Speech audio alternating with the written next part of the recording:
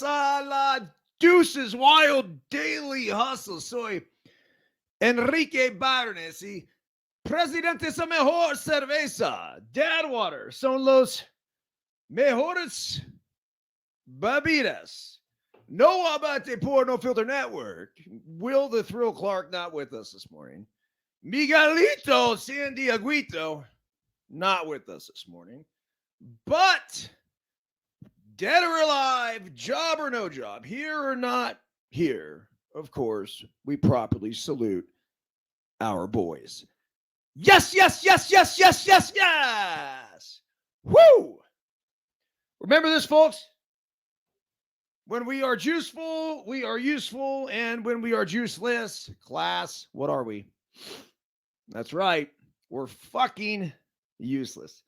As simple as that. A very pleasant good morning to you on the first day of December 2023. I actually was writing the Daily Hustle this morning, and I had the whole thing planned out. This fantastic Ronald Reagan quote. But as I wrote the opening Buenos dias, today is Friday, December 1st, 2023, I might as well have done ... Oh, fuck! It's my anniversary! At that point, I realized that I need to change the Daily Hustle. Look, it probably, of the 16 years that we've been married, and today being the 16th anniversary, if I'd forgotten today, it probably would have been only the fourth or fifth time. But I feel like I'm on a pretty good track record over the past 2 years. And that is one reason why you write the date down.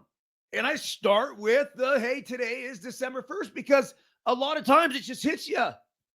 You're like, wow, okay, this is a significant day.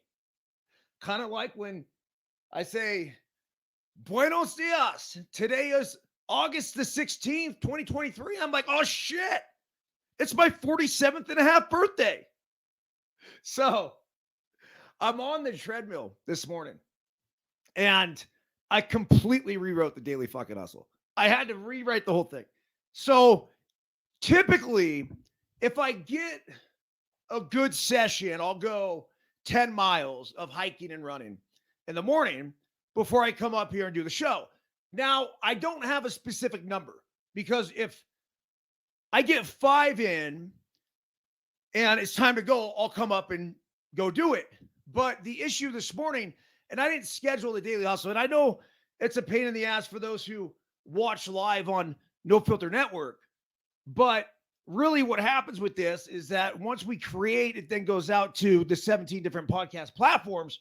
So there really isn't a specific time that I have to be on here. It's one of the reasons why I don't charge to come on and watch this live and whatever else, because the irregularity of it is the one constant of it. So I try to say 8 a.m.-ish, and we go from there. It just, honestly, it makes my life more fluid and easier, instead of stressing and having to be here at this exact time.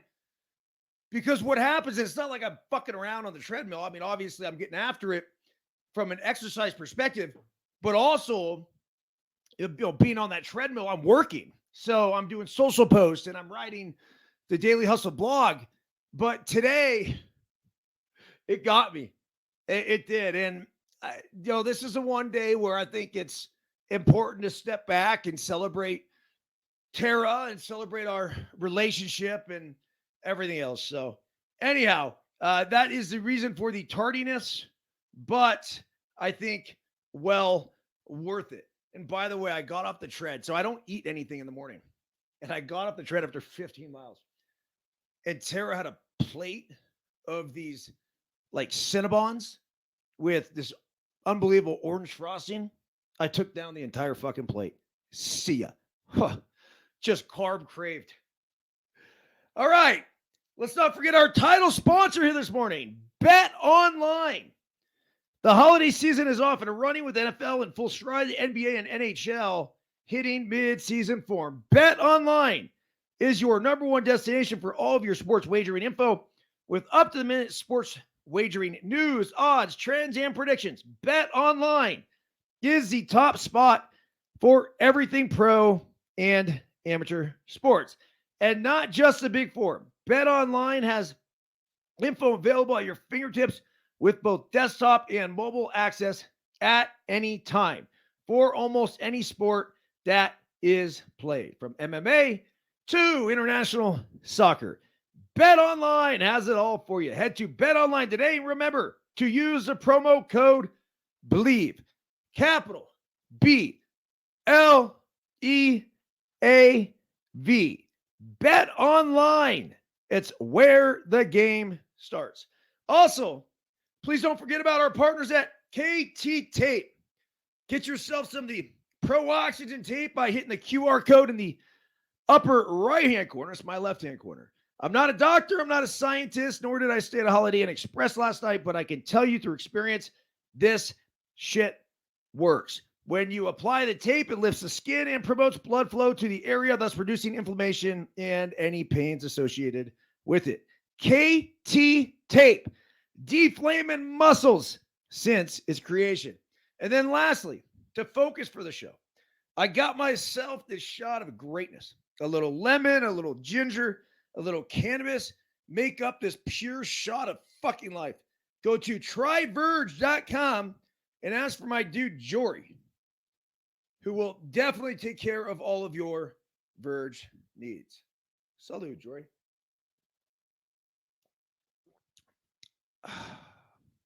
It's so soothing on the throat.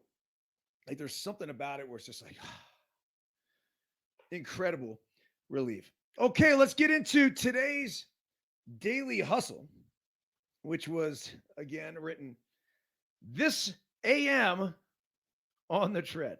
The title of it, Perfect Imperfection. Buenos dias. Today is Friday, December 1st, 2023. And it just so happens to be Tara's and my 16th wedding anniversary. And I did not forget this year. Daily Hustle quote of the day. A perfect marriage is just two imperfect people who refuse to give up on each other. Unknown. I really like that.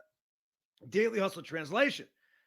I could try to come on here and wax poetic about how perfect of a marriage we have, but as we all know, those couples who constantly publicly profess their love to one another are typically full of shit and oftentimes have the most volatile and worst relationships. That said, 16 years ago today, I obviously married somebody I deeply loved and respected. But most importantly, I married someone who knew I wouldn't give up on and wholeheartedly believed she wouldn't give up on me. I like to think that I'm a pretty good husband and father, but throughout the years, I do realize how challenging I have been and the sacrifices that have been made. The over-the-top life experiences and endurance excursions I have delved into and continue to chase would be enough to make any woman think I'm fucking nuts and then flee far away as possible. Yet, instead of running away, Tara has grabbed my back and continues to run towards each one of these adventures with me, oftentimes leading the charge. Ultimately, the eternal love and endless support is what continues to fuel our lives and our marriage. We are not perfect, although Tara is pretty damn close. But as the above anonymous quote suggests, if there is such a thing as perfect marriage, that is, it truly is just a couple of imperfect people refusing to give up on each other. Happy 16, honey. Oh, I thought it was pretty good. I mean, for a late ad, panic, oh shit, this is what I need to switch to write about. Wait till you hear Mondays, though. Like, I was really looking forward to writing today's Daily Hustle on this Ronald Reagan quote. So this was the adapt, adjust, overcome. We thought we were going one direction, but we went another, and I think for good reason. Tara seems to be happy with me. So anyhow, let's get into today's articles. And then we got Henry Markin No Filter Network's social media director, a resident NBA expert, although I don't think anyone has officially given those credentials to him but me. And I'm not even sure he deserves them. Let's start. Look, first and foremost, we are a baseball podcast. I think that is important. So let's hit the baseball news at the top because this is kind of a big deal. MLB 2024 rule changes. That's right. MLB's controversial running lane rule could die in 2024. Ahead of next season, the MLB Joint Competition Committee has proposed several key changes to the game. Is the most controversial rule in baseball about to die? Around this time last year, I wrote how the MLB Joint Competition Committee was exploring ways to simplify or eliminate the running lane to first base. Now the committee has made a formal proposal that has entered the required 45-day review period. By Christmas, we may have seen the last of the running lane rule as we know it, but not the lane itself. What does this mean? Confused? I am. That's the nature of the running lane, a century-long source of controversy and confusion among umpires, managers, and players. It was a veteran umpire on the committee, Bill Miller, who suggested an end to keeping runners in that 45-foot lane on the foul side of the first baseline. The proposal allowed the runner the entire width of the dirt path between home and first base. As one veteran manager put it, I'm glad there is no more interpretation. Dirt is good, grass is bad. Okay. It makes some sense. But then we have to have uniform grass cuts because they're not. The running lane would still be chalked before games. An MLB source said the lane would be needed for the right boundary of the line to keep runners from running too far in foul territory on plays where the ball is in foul territory, such as drop third strikes. The amended running lane is one of the several rule changes, most dealing with the pace of play, proposed the 11-member competition committee, which includes 6 MLB representatives, 4 players, and 1 umpire. No proposal can go to vote until after the 45-day consultation period. The window can be extended by mutual agreement of the MLB, PA, and MLB. The running lane rule, officially Rule 5.09, states that a runner is out when he runs outside of the 45-foot lane and in the umpire's judgment interferes with the fielder's ability to catch a throw. The runner is permitted outside of that 3-foot wide lane for his last step to the base.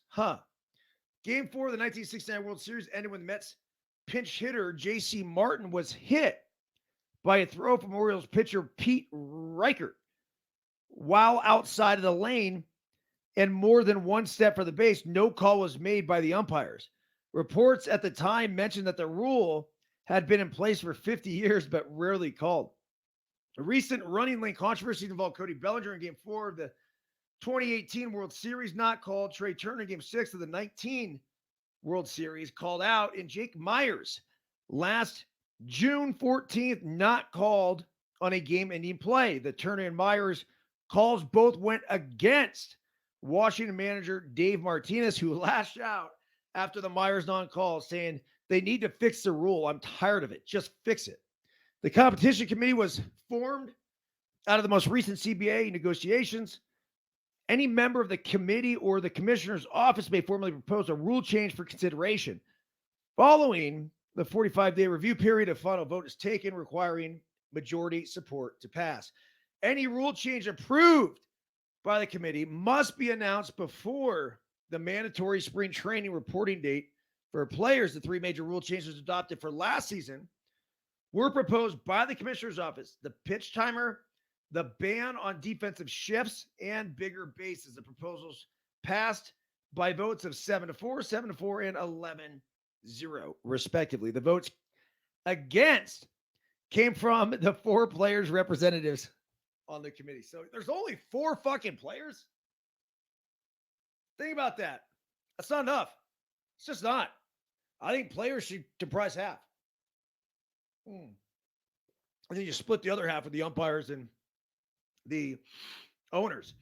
Here are the other key rule proposals for 2024 and my takes on them, okay? Reduce the pitch timer with bases occupied from 20 seconds to 18 seconds. Yeah, fucking go for it. Quicker's better. It's shocking how little the pitch clock actually came into play after spring training. I felt like all the big debacles that took place last year were before the players were used to it. All right, the next one here. Reduce mound visits from 5 to 4 in a 9-inning game. You know what? I got a better proposal. Just fucking remove them altogether. Don't need them. Done. No. If the catcher needs to go out to communicate with his pitcher, I'm good with that. That's fine. But the coaches, the managers, everything, just no. I was in Banana Bowl. I was a manager. And I didn't go out to the mound. It's against the rules. The manager gets thrown out of the game if he goes out to the mound. The next one here. Infielders cannot block bases. Okay, this one's interesting because this has gone on for a long time. And I think it's bullshit. Because infielders, especially the dirty ones, will drop a knee on you. So imagine you're going in head first, you're sliding to second base, and you got somebody that drops a knee on you. Now you're going head first into their knee. That's bullshit. I actually even went so far because I saw Chase Utley doing it. And we were in a bar in Colorado, and I went to college with Chase. We used to go to the VA facility golf course after practice with a backpack full of Daddy Lights and pound beers and obviously play golf. Just really special time in our lives. But I saw Chase, and I had seen in like the scouting report when they're talking about the Phillies that he does it. I said, Chase, listen here, dude. I appreciate your style of play. You're a fucking badass. But if you drop a knee on me as I'm going into second base, I can promise you this. I will be flying high and I'll look like Bruce fucking Lee coming across the dirt. Not joking. And he kind of gave it that little smirk that Chase, gives. And he's like, I got you. And look, if you could do it and you're him, he fucking did it. Right? Okay, could you blame him? But there needed to be repercussions, and that's how you get them to stop doing it. Well, you know what? Better way to get them to stop doing it? Make a fucking rule that says you can't do it anymore. So it says thanks to Whit Merrifield for the common sense proposal.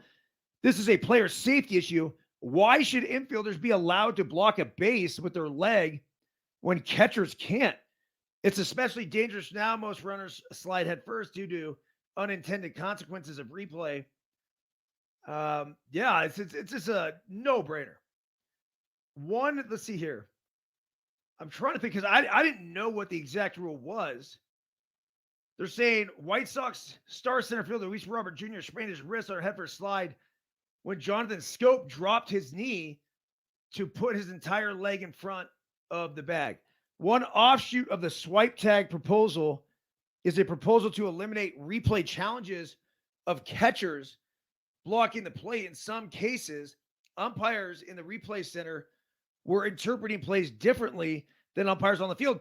I do think that makes a lot of sense because the umpires on the field get a feel for the entire play and the angle the ball's coming in, and they can see it.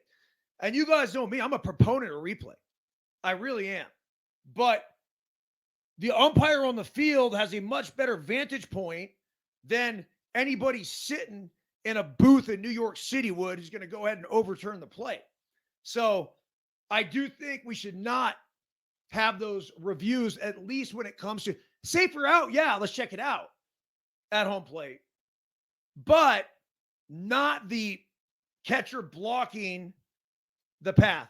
I think the absolute best person to make that call is the home plate umpire. If anything, and he wants some help, they can go convene in the middle of the field and have a little debate about it. And then the umpires who are at the field on premise should be making that call. The next one here, pitchers must work out of the stretch with runners on. What? The proposal stems from confusion with a runner at third base and pitchers who use a hybrid delivery, which borrows elements from the stretch and windup positions.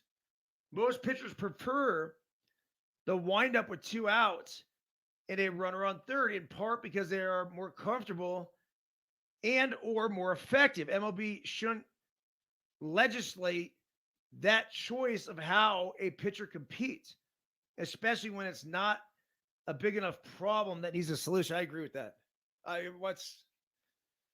That's fucking stupid. If a pitcher wants to go from the windup, let the pitcher go from the windup. It's that simple. Okay, so there are some of the MLB proposed rule changes. All right, check this out. Deion Sanders, Neon Deion, is Sports Illustrated's 2023 Sportsperson of the Year. And I can already hear the critics coming in now. Oh, he only won 4 football games. They're not even going to a bowl. They collapsed down the stretch. You know what? Shut the fuck up. Nobody cares, because the biggest story in college football this year was Coach Prime. I don't give one single shit about how they finished. What they did at the beginning, the mass turnover, the mass turnaround. This team won 1 game last year. 1. It took them 1 game to win 1 game this year, and then 2 games to win 2 games, and then 3 games to win 3 games. The start that they got off to electrified not only the Colorado Buffaloes fan base, but the entire college football world. It then transcended that and got the entire sports world and people who don't even like sports talking about it. It was fucking awesome. His faith, his ability to motivate, his antidotes that he'll drop in any press conference. There's no other coach that I'd rather listen to. The truth that he speaks, the way he handles people just in general. I love the naysayers, the critics, the people trying to tear him down at this point. The other coaches that are talking shit. Oh, he's not going to be there. The whole thing's coming crashing down. I saw something about, like, quote unquote, a Pac-12 coach that was saying, oh, now we get to see his true colors and all this shit. Fuck off. His true colors are what they are. They always have been. This guy wears his heart on his sleeve. And to think that they did what they did basically with like 2 legit dudes that I know about. That's it. Right? You got his kid and you got the receiver / quarterback. And if anything, he got the absolute most out of them. But as Deion would tell you, this whole process, like, is going to take a while. You can't show up at a college in 1 year and expect to become national title contender. He even said before they lost, so they're undefeated in this thing. And he's like, we're a few pieces away. Now, I think he also recognized what they did have that could play at a top national level. But then you start looking around, you're like, dude, it's just, you don't have the pieces. As someone who coaches baseball, youth baseball at a top national level, every team that we put together, you're only as good as your depth. The Alabamas of the world, my buddy at UCLA told me this in the UCLA football program. He's like, look, the Alabamas of the world, what makes them so great is that they literally are 4 deep at every position. 4 deep. Think about that. So then you go to like the UCLAs of the world. Well, UCLA, they're like 1 deep at every position, which is good. It's good. You got the top end 4 or 5-star recruits. But what happens when those guys get hurt? What happens when all of a sudden, whatever it is, doesn't work out? Like that becomes an issue.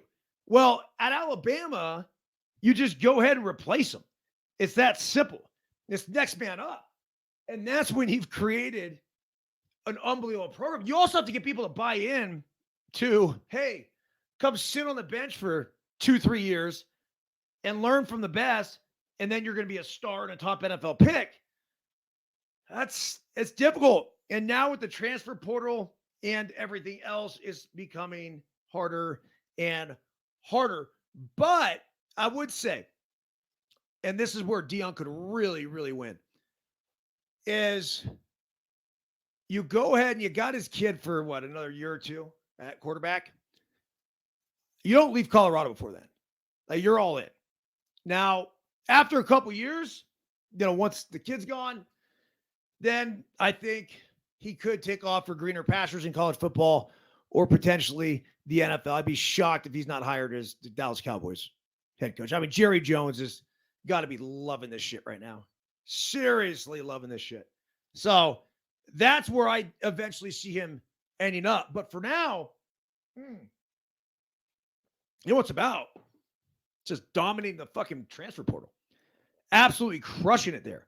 So you have all this momentum. You're a sports person of the year. Why not? All right. It says here, the photo shoot was progressing the way they often do, becoming a war of wills, pitting the perfectionists with the cameras and the lighting and the smoke machine against the impatient subjects arrayed in front of them. Between poses, Deion Sanders was getting fidgety. The coach of the Colorado was surrounded by his people, his agent, the school's chancellor, and the athletic director, and a 99-year-old superfan, Peggy Coupon, were among the entourage. As the photo crew poured over details, Sanders lobbed one-liners at his son's social media maven, Deion Jr., Buffalo's quarterback Shadur, and safety Shiloh. He wrapped his arm around his daughter, Colorado basketball player Shalami, kissing her on the temple. He bent over to speak to Tiny Peggy so Tiny Peggy could hear him. Peggy is Deion's match in terms of personality. I thought I was coming for the swimsuit edition, she said.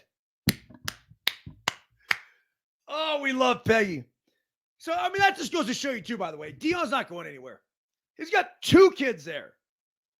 Think about that. Well, she should be 3 kids.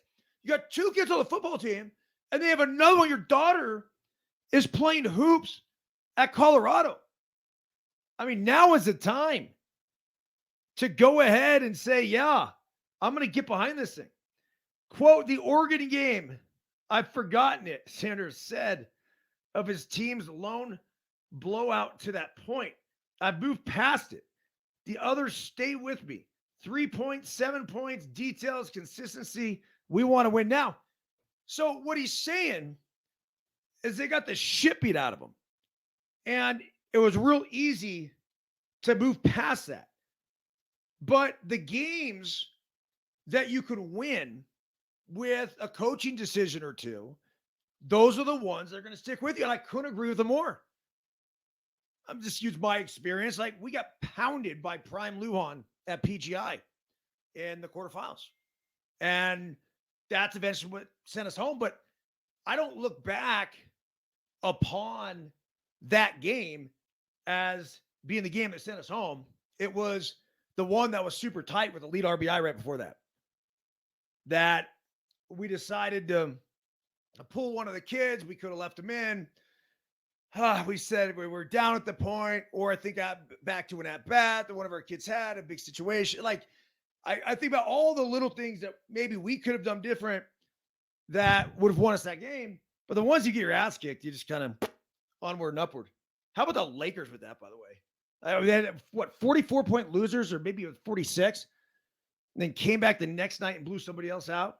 You got to have a quick memory in this game. So, anyhow, bottom line is this: Neon Deion, Coach Prime, Sports Illustrated's Sportsman of the Year. On that note, let's go to our resident social media man of the year. and No Filter Networks DFE. That's do fucking everything. Henry Markin, a connoisseur of all the finer things in life, including the National Football League. Henry, you're wearing your colors today. Oh, absolutely. Absolutely. What's going on, man? Well, you said it. It's all the finer things in life. I like to think of myself as an active consumer of those areas. My field is all things 49ers, all things Warriors, all things good times, good vibes, and all things good bets. And let's hope all of those things happen this weekend on Sunday. My God. So the line that's been set in Philadelphia is a historical line. For the first time since 1970, a team that started 10-1 or better has never been underdogs with a healthy starting quarterback. Jalen Hurts is healthy, yet they are 2.5 to 3-point underdogs, depending on where you're going to look at the line, to the San Francisco 49ers. There is zero doubt in my mind the Niners are the better football team. This still is going to be a tough task, though, Henry. Well, you said it over the week. The 10-1 Eagles are not an impressive 10-1 team. They are incredibly lucky. I can think of 3 different games that should have been losses purely because of the gods of betting or the gods of fantasy football or whatever deity you follow that can impact the game on a omnipresent level beyond human hands. They should have lost to the Chiefs because Marquez Valdez-Scantling actually rubbed butter on his gloves before the game. The Eagles probably should have lost to the Cowboys. There was a couple of plays that Dak made, a balled out, but made in the tiny microscopic unluckiness. Like they got stopped at the half-yard line, 4th and goal. He got tackled at the half-yard line, would have been a multiple touchdown difference game. Eagles probably shouldn't have beaten the Bills. Jake Elliott knocked in a 60-yarder it was like a 95-mile-an-hour slider pitch style kick, unbelievable kick. And not to mention, he makes the kick, send it to OT, fine. Josh Allen missing Gabe Davis in overtime in the end zone for a walk-in score. That's an unbelievable miss and an incredible dodge by the Eagles to get that. I think they should be, what's the record? 10-1. So they should be 7-4. Seriously. Yeah, and that's what all the sabermetrics basically say, that the Eagles should be a 7-win team and the 49ers should be a 9-win team. Absolutely. I mean, the Niners lost those 3 in a row.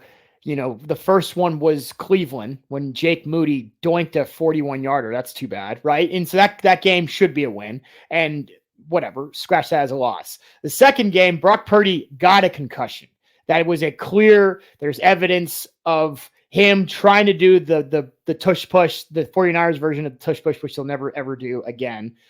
He literally got cracked and threw 2 picks late in the game because the dude was concussed. As you talked about, all the brain waves just weren't firing properly. That's fine. And then they lost to Cincinnati because the guy was still concussed. Like he played in the game 6 days later, short week with a concussion.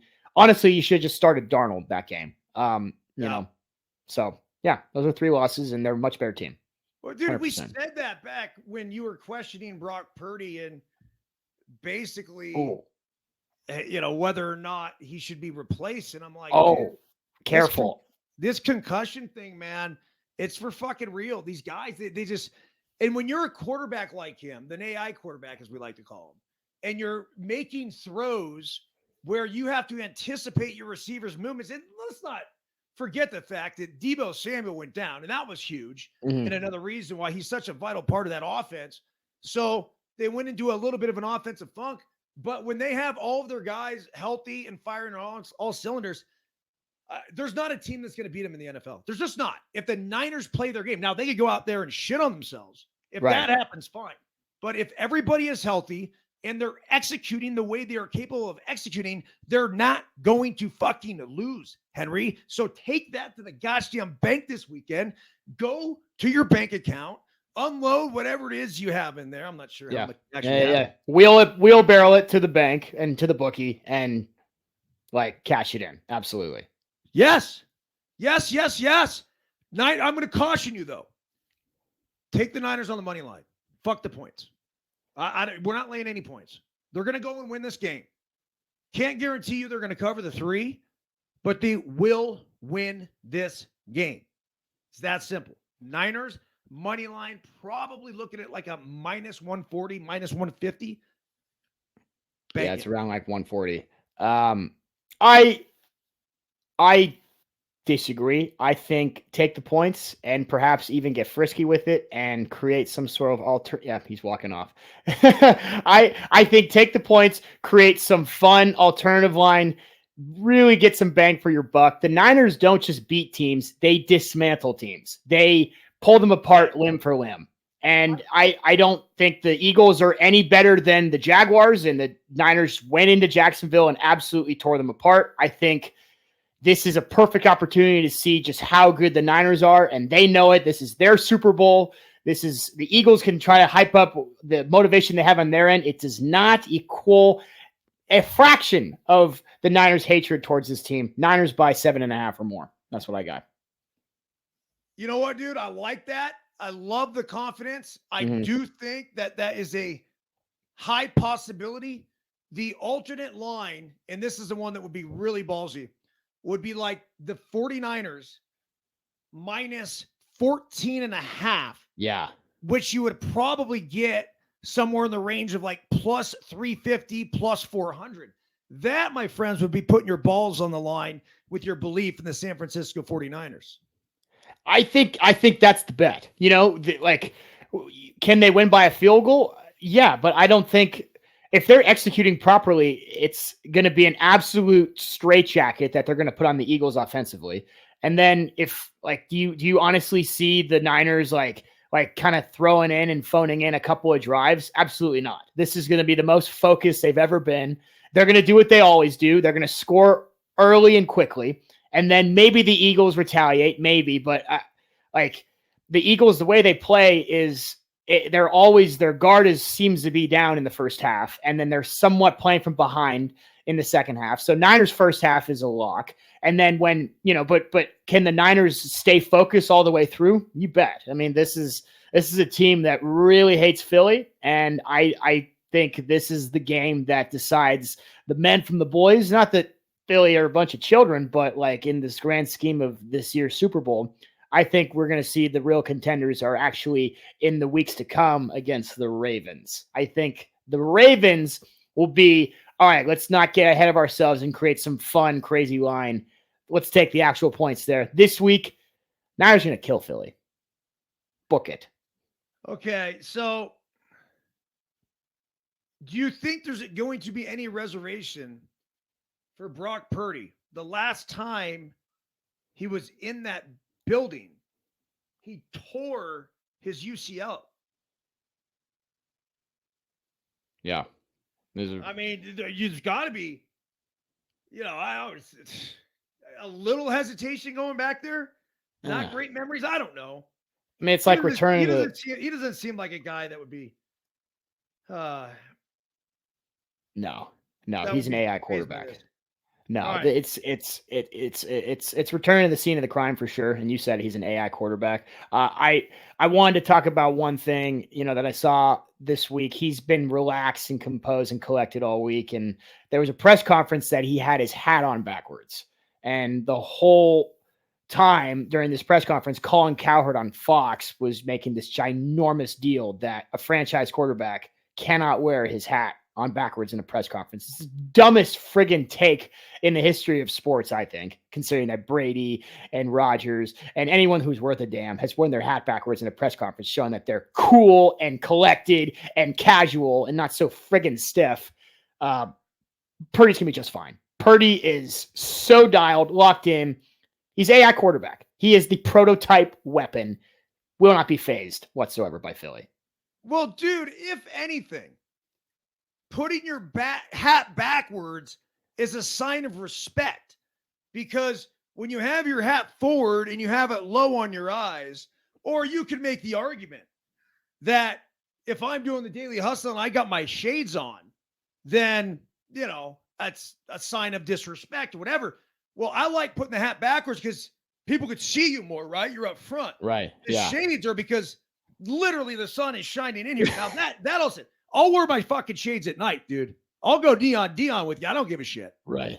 My star is always shining, so it's oftentimes it's bright. Yeah, you're going to pull a Deion and get some rivalry fired up with some no-name coach, and all of a sudden that becomes a primetime game. Colorado State Boulder, game of the year for whatever reason because of those fucking glasses. It was the game of the year. Well, you remember how good of a game it was, too. Oh, my God. And I know you're a big Deion guy, but how about the collapse of Boulder? Like, dude. You know what? You know how big of a collapse it was? Deion Sanders is the fucking sportsman of the year for Sports Illustrated. That's how big the collapse was. Nobody gives a shit. Everybody in the sports world's like, oh, what a collapse. What a big deal. In the grand scheme of things, in the real world where people don't really care that much about the Colorado Buffaloes or college football, and they're not looking at the X's and O's and final records and this and that, you know what people do know? That he reinvigorated a fan base in Colorado. He reinvigorated the entire college football scene, and you had people who don't even fucking like sports paying attention to him for who he is, for what he represents, for the attitude he brings each and every single time he gets in front of a camera. This guy is electric, dude. There's nobody else. Nobody in the world right now I think I'd rather listen to. Not one person. If he had his own show and does his own thing and bring on his own, hey, Deion, we got a spot for you here on No Filter Network. I mean, I talk about empty my bank account. I'll empty my bank account to have Deion come on No Filter and just do an hour pod each day. He is so fucking fantastic, man. I love him. I do. And I love him because of his willingness to admit their imperfections. I love him even more when they started losing because it wasn't all unicorns and rainbows anymore, Henry. It was, how do we deal with this? Where are we going to go from here? Like everyone was loving us a second ago. Now we're getting all this hate. I've told the boys that this is how it works. This is a world. This is what we deal with. That, my friends, is a sportsman of the fucking year. Period. Wow. I struck a nerve.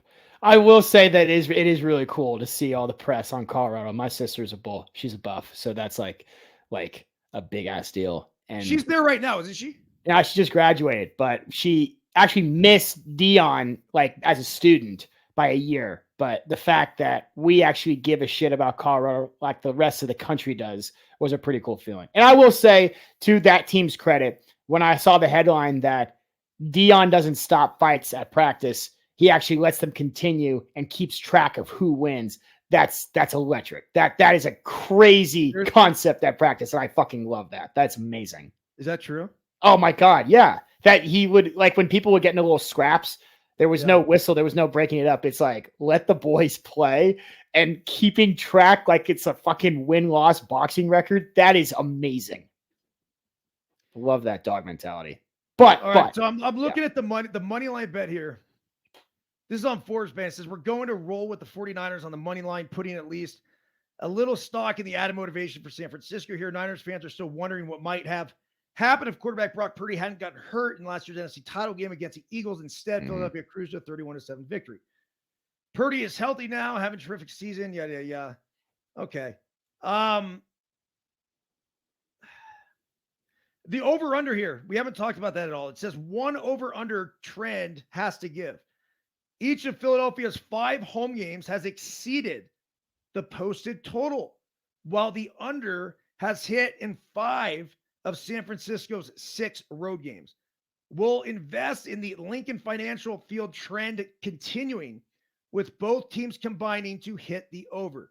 Both offenses are among the NFL's top 10 in yards per play. There's been a barrage of criticism aimed at the Eagles' offensive inconsistency, but they're actually averaging more points this season, 28.2, than in 2022 was 28.1. The Niners' rebound from a 3-game losing streak in October has been keyed by Williams and Samuel's return. San Francisco has scored at least 27 points in every game both players have played without leaving due to injury. The weather forecast in Philly shows a possibility of rain, So it may make sense to monitor any over-under movement, but Mm, both offenses are worth investing in regardless. I like that. I do like the over in this. I do too. I'm going to take the 49ers blinders off. I'm going to go as like an unbiased better here. Unbiased better would assume that the Niners are probably going to be the same high octane offense early in the first half like they've been most of the year. High octane defense, can they shut teams down like what they did to the Cowboys? Probably not to the same extent. There's still a few holes in the secondary. The Niners pass rush is going to be a problem for everyone else the rest of the year with Chase Young, with Hargraves, with Bosa. It doesn't matter, right? But we just lost Hufanga for the year. He tore his ACL. Our all-pro safety, he's done. And we were already struggling in that department. Now, who's going to guard A.J. Brown? I have no idea. Probably Charvarius Ward. Who's going to guard Devontae Smith at the same level? Fuck if I know. That's a tough day. I think the Eagles can score. They won't be able to score at will because I still think that I don't know if they're as tech savvy offensively as the Niners. Like, it seems like the Niners are just a computer. Like, between Shanahan, the mind of Shanahan, and the execution ability of Purdy, they're literally they're like a code. Like you punch in code, you hit enter, and it computes. I think the Eagles are a little bit more, yeah, we'll get it done. Kind of like, yeah, well, if it comes down to a 4th and 1, then we'll get it because of the fucking brotherly shove. I think the over will hit, but I think the Niners will obviously produce more of the points towards that over than the Eagles. I don't see the Niners completely shutting down Philly in Philly, but they can outscore them by at least a touchdown, I think. That's why it's 7.5, I think. Give me a prediction of a final score. Great question. I'm going to go 31-23, 49ers over Eagles. Well, if that's the case, that's an 8-point victory. Yeah, I guess you do cover your 7.5. That's an 8-point victory. The reason I came to that conclusion was I was looking at how the Niners played against the Rams week 2, where the Rams were kind of doing whatever they wanted with Puka Nacua, and I think he had like 17 catches that game, something like that. And we really didn't have he had 15 receptions for 147 yards.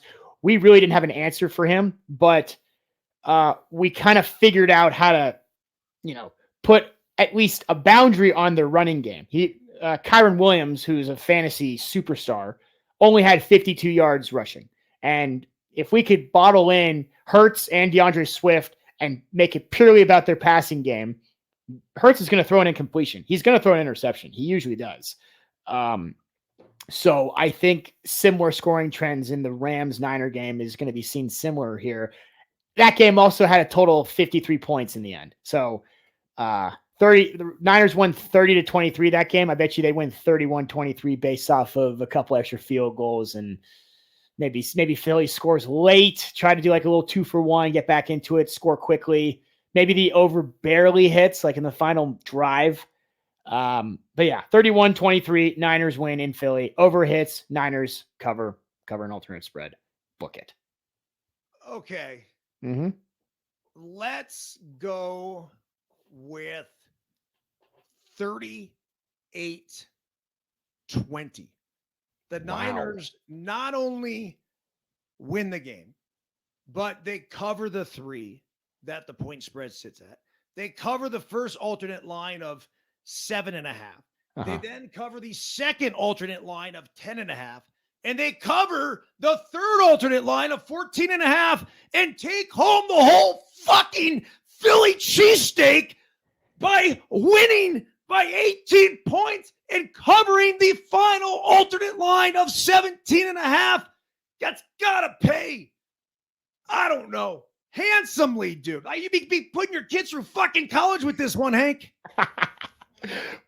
God, yeah, that would be electric. Absolutely. Put the little cheese sauce on top, 17.5 alt line covered, send the kids to college, retire early.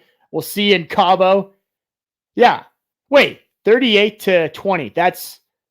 That's 5 touchdowns and 1 field goal. So you're predicting that Purdy is just dueling, like an absolute assassin out there. I don't think they can stop him, man. I mean, Yeah. what did the Bills put up? They put up at least 30. They're mid-30s, right? And the Bills did that without a running game too. They have their running game is literally just Josh Allen running for his life. We have the best running back in football. So 7 touchdowns, 1 field goal. The best running back. So I had to correct my kid the other day because he knows how much I love Christian McCaffrey. And so last night after the Cowboys Seahawks game, love the Seahawks unis last night, by the way, throwback to the 80s. Yeah. But there was a documentary that came on about Barry Sanders. And I told Colton, I said, dude, I said, plain and simple, this is the greatest running back to ever live. And he goes, what about Christian McCaffrey? I go, look, Christian McCaffrey is one of the best football players I've ever seen. Honestly, he can make an argument as being one of the best football players to ever live, easy. But when it comes to just being a pure running back, Barry Sanders is the best running back of all time, and it's not even close. Now, then the third name that comes up in that conversation is Bo Jackson. Bo Jackson, like McCaffrey, needs his own category because, number one, he didn't play long enough. Number two, he's obviously had the baseball prowess to go with it. Right. But that simply was the greatest athlete that we've ever seen in our lifetime, period. Yeah. And so you have McCaffrey, who you could make the argument as the best football player that we've seen play in our lifetime. Bo Jackson, the best athlete that for sure we've ever seen in our lifetime. And this motherfucker right here, Barry Sanders, is the best running back we have ever seen, period. Lock it up, take that to the bank, done. It's over. He was that fucking good. He was built to be a running back. That's it. I completely agree. All 3 of those categories are perfect. Thank you. Bo as the athlete of all athletes, absolutely. Hey, who's your best? Because you've seen, well, you played against Brady in high school, but you obviously grew up with Montana. Who do you put as the best quarterback of all time, Montana or Brady? Well, I found something really interesting because if you go by titles, it's Brady. Right. If you go by statistics, it's still pretty much Brady. And now, what the era in which Montana was playing and Marino was playing and Elway was playing was just different. They didn't chuck the rock around the way they do now. So they did a completely different football game. But like it or not, quarterbacks get judged on titles. They also can't get judged on efficiency, right? I mean, Brady went to 9 Super Bowls. He won 7. An incredible record. Montana went to 4 and he won 4. Montana was asked who the best quarterback was a few years ago after Brady won. Maybe it was his 7th. And his response was, it's Brady. He's won 7 Super Bowls. It's been to 9. How can you even argue that? Montana was then asked again, like this year, who the best quarterback was. And his response changed. He said, Dan Marino. Now, if you looked at Marino's physical ability and what he was capable of doing, and you looked at some of the big years and the numbers that he had, and then if you surrounded him, and he had, what is it, Clayton and Duper, and he had some tools around him, but they never had the defense to get him over the hump to help them win the Super Bowl. Well, the guy that did finally win 2 Super Bowls after going to, I think, 3 and losing the first 3, that I could make the argument is the best quarterback to ever live, is John Elway. As we go ahead and put a bow on the Pac-12 tonight, it's gone. And you look back at the legacy of what the Pac was, that was the quarterback conference.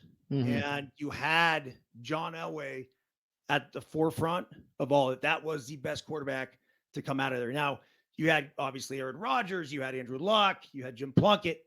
The list goes on. Troy Aikman, another one. It's just incredible. All the guys that USC that went through the pack as well. Without a doubt, Marcus Mariota up at Oregon, on and on and on and on. That is going to be the legacy of the pack. I think it's just so highly subjective. In my opinion, if I tell you that I think Brady is the best quarterback or Montana is the best quarterback, I'd start with those two at the top of the list. And then if I just went skill-wise, I would go to Elway. Those would be the three. The most efficient quarterback to ever play the game is Joe Montana.